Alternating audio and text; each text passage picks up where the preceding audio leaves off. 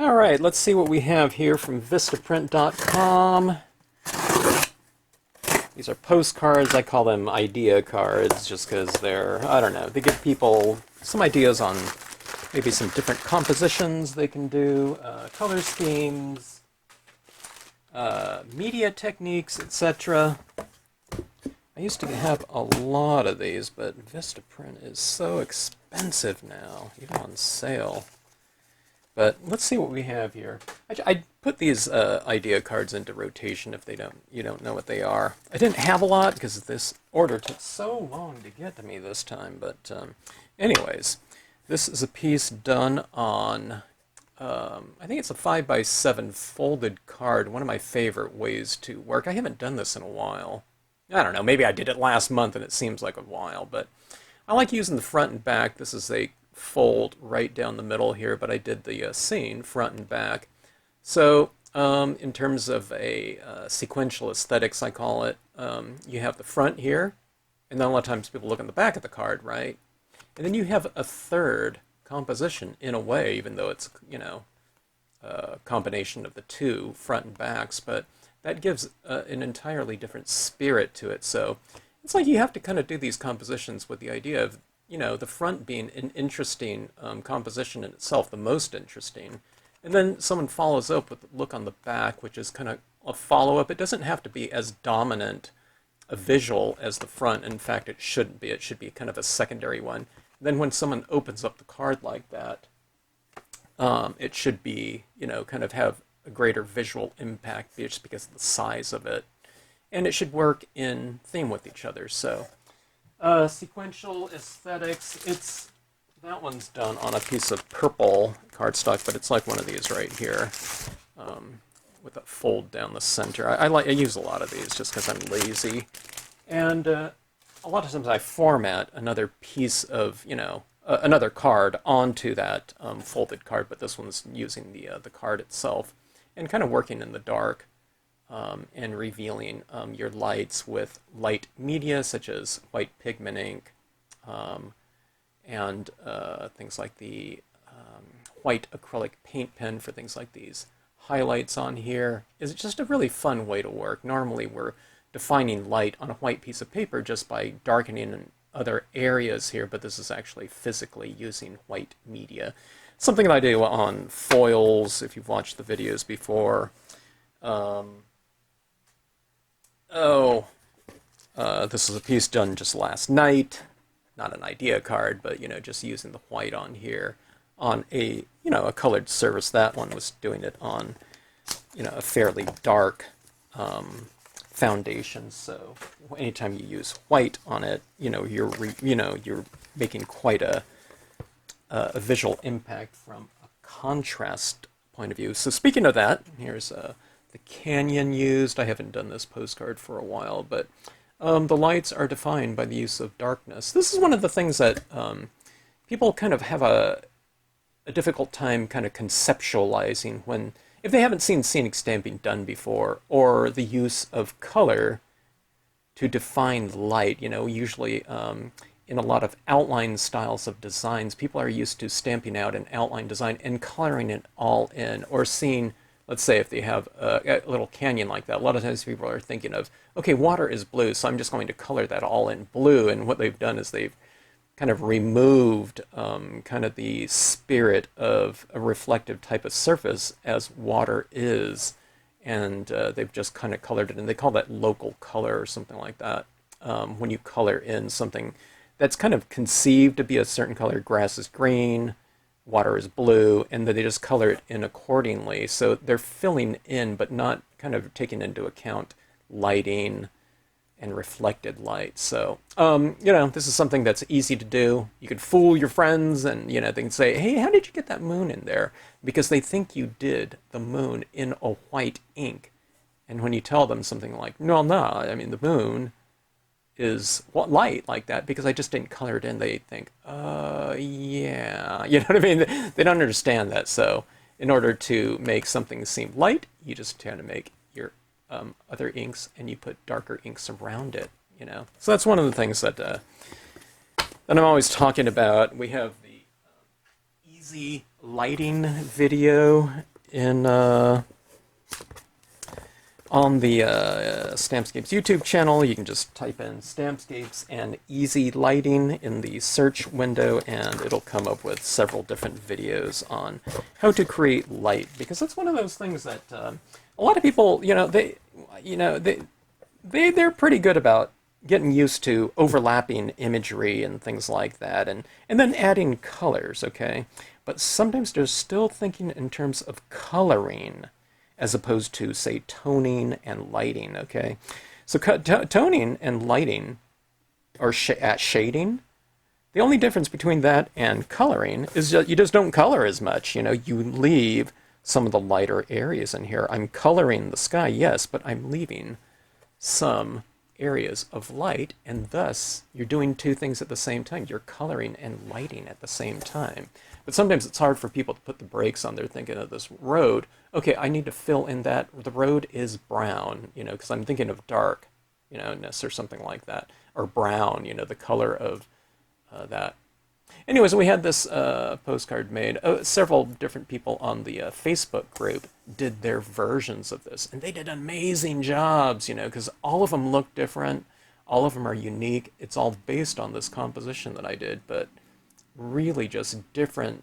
There's a different spirit to the movement of their color applications, how much they've colored, different colors in some instances. I think they all kind of followed along with the instructional video. This is video number 414, called The Red Balloon. And I was inspired by watching the movie It, where they used the red balloon as this kind of icon, kind of, a balloon kind of floats through kind of the narrative, and it kind of connects all the separate little, storylines. It's all one storyline, but it's one of the common bonds throughout that, visual bonds throughout that movie. But that's Little Hiker and Child. But I just took out the hiker, and I have the child, and I had him carrying that little balloon there. That little balloon is just cut out from a piece of paper ad or something like that. It was the perfect color of red that I wanted. And then I put a little, here's the thing that I did on that little balloon. I don't know if you can see it here, but I put a tiny little reflective dot, just with the paint pen, or a gel pen at the time, I don't remember, to make that balloon seem more rounded. So you put a little highlight on it, and it turns it from something that's flat to something that represents something three-dimensional. So little paint pen highlights like that are things that can really make a big difference in your pieces, okay? All right, so we have the holidays coming up. Believe it or not, it's always kind of hard to believe anytime you get around to Halloween and fall and whatnot. But this is a scene that I did a few years ago. It's video number 447, called Christmas Lights, okay? So in a winter type of scene, a lot of times we're thinking of silvers, golds, the typical kind of color types of schemes. I do a lot of things in blues, to represent a cold winter scene, but, just to have some fun. I did this kind of Aurora Borealis spirited piece, but I just did it in red and green to represent, your typical colors of it. It's not the green, it's not like a Christmas green in there, but the yellow just kind of made it pop a little bit more. But I did this, just in that spirit to kind of create this, red and green type of color scheme for Christmas. And it seems winter. I used the snowy covered bridge right here. But here's one of those little things that I do. Snow can often be very reflective of the light that's shining on it, right? So what I've done is I've taken those colors from the sky and you repeat them down here. The most common time to do that type of reflective light is in water, but there's nothing to say you can't do it down there. Now I didn't go too crazy with the red right throughout that area because I did want it to look like snow, so we wanted some areas to be somewhat white or light, but there is a little bit of tone down here just to make it not look so stark white. But you leave some of it, but then you do bring some of that red down into these shadow areas like that. And that the shadow areas are often the brightest areas of a scene. Not lightest, but brightest in terms of the color saturation and intensity. You know, when there's a really super bright light on something, colors tend to get washed out, but not in the shadows. You know, like on a rainy day, the colors are the brightest. So as far as like terminology, if you think in those types of terms like that, you know, as far as the rendering and the description of those types of forms becomes much easier when you're doing your things. So, in other words, that seems all quite technical. It doesn't have to be too technical, but here's what you do. Just in the shadow areas in here, you just use your darker colors. So I'm using a range of blues from light, medium, and dark. I don't know. I probably used a Caribbean blue in there because it looks a little bit warm. But let's say, for example, this is my color scheme right here. Light, medium, and dark blue, okay? Do you see those all in here? You might not see the light blue because the light blue is buried underneath all this in here. So it doesn't need to get technical, okay? I use the light blue in a lot of this area right here. But then when you start to move into your medium blue, you don't go in as far. You don't go color all of it in. And that darkest blue right there, you see that dark blue? And it's all in the shadow areas right there. And you say, well, where do you put the shadows? That I get confused about that. It's just at the base of all the different objects, okay? And what that does is it anchors it in. Here's this little island in the background, and I use that darker tone in there. And it's also kind of right around the perimeter. You can think about it as being light in the middle, medium tones, darker tones on the outside edge. So when it comes to the application of these types of things, the lighter color goes in from the outside the most, okay?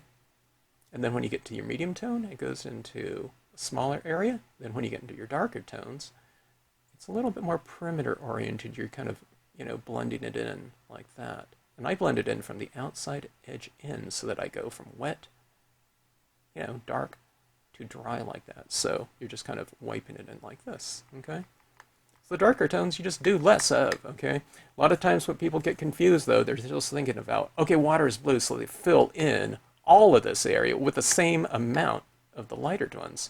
But it's not harder, it's just that you have to put the brakes on and go with the darker ones just a little bit more. And this is, you know, it's going to be different for every different scene like that, you know, depending on how much you bring into the interior, but I'm just saying leave some of it like that. And then you'll have lighting as well as coloring.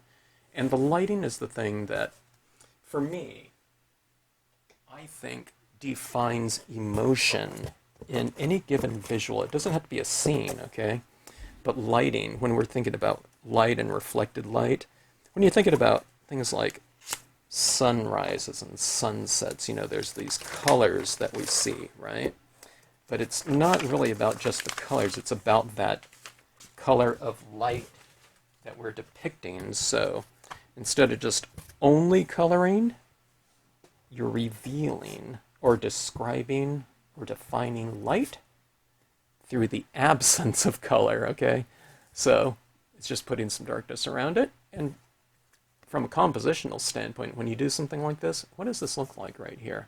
It doesn't look like the world as we see it out here, because you know, we wouldn't have these darker kind of vignette types of surroundings on something like this. It would be lighter, you know, all around in here. But when you tone in things like this, it looks more like a stage or something like that, you know. And it's a world unto itself when you put that vignette around it. It focuses the attention in here. So anytime you're doing something like this, no matter what type of stamping you're doing, if you kind of create a sense of a world unto itself, you know, by framing something, by matting something, by toning in around the edges like this. A lot of people do this, but they're not thinking about it in terms of lighting. They just kind of put the tone around it. It frames things off really nicely, and it makes a world unto itself. It's almost like you're looking into, you know, a little window into a complete whole world. And that's also great for your compositional elements right here. I've used some different colors in here, and you see this right here? This is done in a brown. This right here was done in a violet color, and then the cloud in the background is done in like another value of violet. But what I've done here, and then the foreground right here was reserved for black to create a really strong sense of depth. But what you have are 1, 2, 3, 4 different colors used to stamp out my imagery in varying depths. Dark, lighter, lighter, lightest. Okay? But then all you do to bring all of those kind of weird, colors together, because it looks weird when you first stamp them out like that, but you bring those 4 colors in the coloring process right here, okay? And that is used to creates kind of a needle and thread, and it combines, it blends all of those different colored images together through the use of universal tone, okay? And then you create that depth in there. And that's just typical of what you would see like on a twilight or a sunset or something like that. Everything isn't all stamped out in black, okay? It's usually colors of the colored light that you see. That's why everyone likes sunsets, because it's like the golden hour and you see all those different colors, and we're aware of everything in the atmosphere, dust and moisture in the air becomes illuminated, and that's where we get those kind of emotional kind of impacts, to our whatever viewing experience at those hours. People love those hours, right?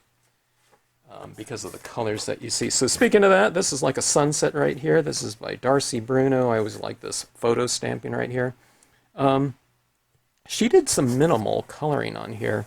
But see, she stamped out this lakeside cabin. She's illuminated in the interior, but she's also colored in some of that cabin right here. Here's the pines and rocks right here, and the flock and water. So she's taken this, you can kind of see what photograph she's used, right? So it was just, these things weren't on here, but then she's just stamped them in black, colored that in, revealed the lighting, interior lighting within the cabin. That's what really makes this scene for me, is that interior lighting in there.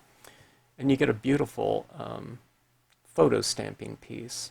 A lot of times I use pieces that have clouds in the background or something like that, so I do a lot more coloring in it, but this one didn't need it, so she just did the right amount of coloring on there. Oh, probably with some dye-based inks or something like that. And at the time, back when she did this, that would be a white gel pen to reveal that. These days I like using the white acrylic paint pen a little bit more. Photo stamping, I always like to put this postcard in rotation. Thank you, Darcy, for doing that. 2008. Believe it or not. Gosh, time flies. Okay, now, so those are the postcards. I'm guessing that these ones, yes. These ones are my set inserts. I'll show you one of my new upcoming releases here. You're getting a sneak preview of it right now. We'll be releasing this maybe within this next week or so. I don't know, it could be within a few days, actually. But this is just, I don't think I'm going to be releasing these ones individually as far as designs go. You're just getting a whole lot more bang for your buck in the set here. But these are some different fences. We have the larger ones left and right, and the distant ones left and right, near and far. These ones are kind of a mid distance one, but they're the same ones. They're just, in different sizes. These ones, of course, are different from these ones. But these pieces right here blend in with these ones, so you can have these pieces. See this? It's this one right here that would match with this. So this one's called the right and the right go together. So this can go right here, and it creates this fence that's wrapping around. These ones right here go with the left side ones. But you can kind of create, you can put this one right here for a more distant view, because this one kind of goes back in perspective. It's going back that way, okay? So you can have it go more distant with this one, like that. Or you can fill in, or not fill in, but you can close the gap with this larger one. That can go right around in here. So you can put your cabin right here, or whatever. You can put trees in here, and you can have this fence kind of going around and back of it like that. So it kind of creates this enclosure.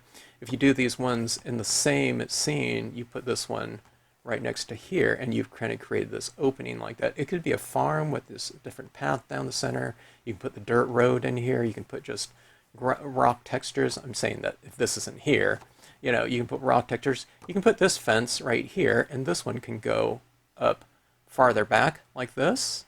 So you can create a near fence or a pen or whatever, and then you can kind of create the fencing around this way.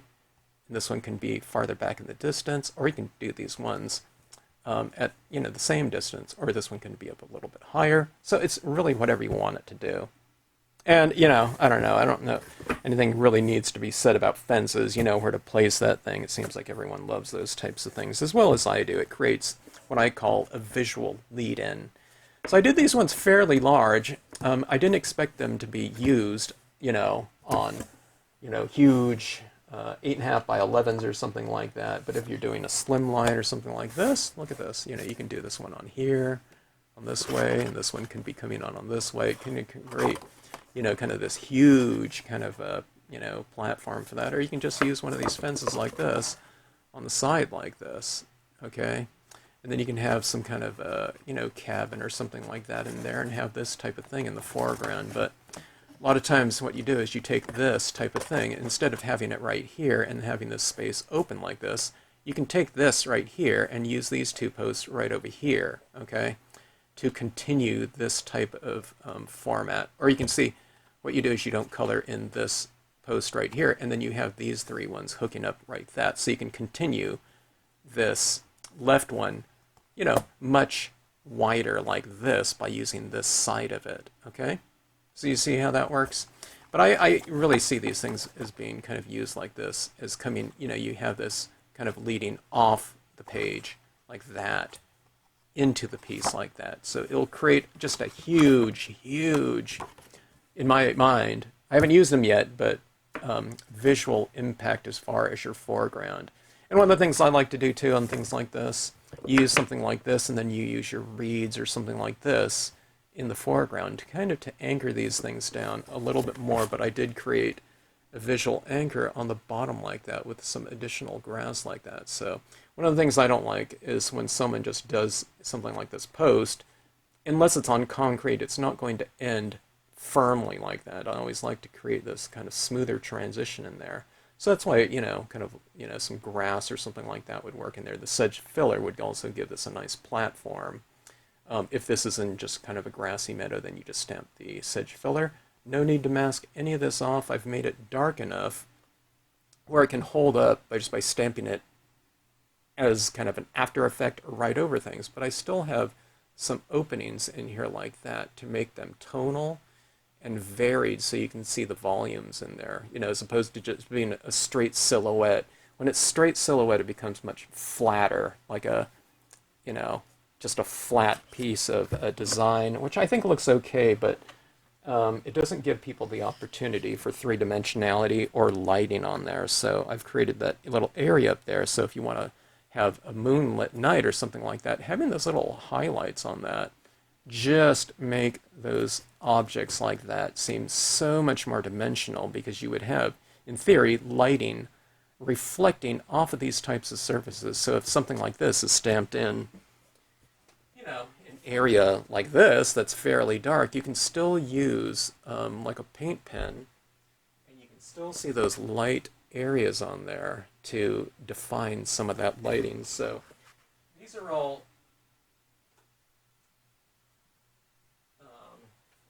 you know, much smaller versions. This is an 8.5 by 11, but you can imagine, you know, something like this fence being used, you know, in the foreground or something like this. Okay, now, like I said, this one's much bigger, but, you know, you can have a fence in here kind of coming around like this and leading into that open area. Maybe he's walking away from, you know, a farm or something like that, or a bridge or something like that. So, something like this right here. Here's this fence that's inherently on this covered bridge design, but let's say I wanted to carry that fence out farther, so you can use something like this. You can see how it would work. Now remember, this is a smaller, you know, this is the size of this piece of paper right there, but you can kind of see, in theory, how that's going to work like that. Or, see, this one kind of wraps around, so it would look like it's going like this and like that, okay? As opposed to using, see, this is coming around like that, and this kind of wraps around like that, so maybe it doesn't match up. But the thing about doing stamps larger is you take it like this. You don't color in these ones right here, and you see how that line matches this line right here. So I've made it kind of bending like that, but then you can carry this out big like that too, okay? So anyway, that's how those ones are going to work. And nature set number 26, it's 47B. So you get a lot more bang for your buck just having, you know, all of those like that. They all work together, individually, in combination with one another, but also in part, okay? You don't want a curving one, then just stamp posts like that or something like that and connect it up with this one right here. So it can go on and on. Usually we're not working, you know, larger than 8.5 by 11. We're rarely working in that size, so, but in theory you can take these bits and parts like that and just continue it over and over and over again, okay?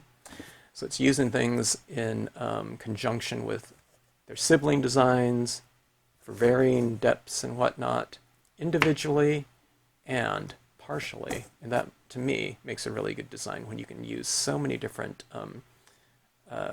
stamps in so many different ways, okay? All right, so anyways, thanks for watching. Hope you enjoyed it. And if you have any questions, drop me a note in the comment section. These will have some idea cards going out with your orders. Okay, so anyways, thanks again for watching.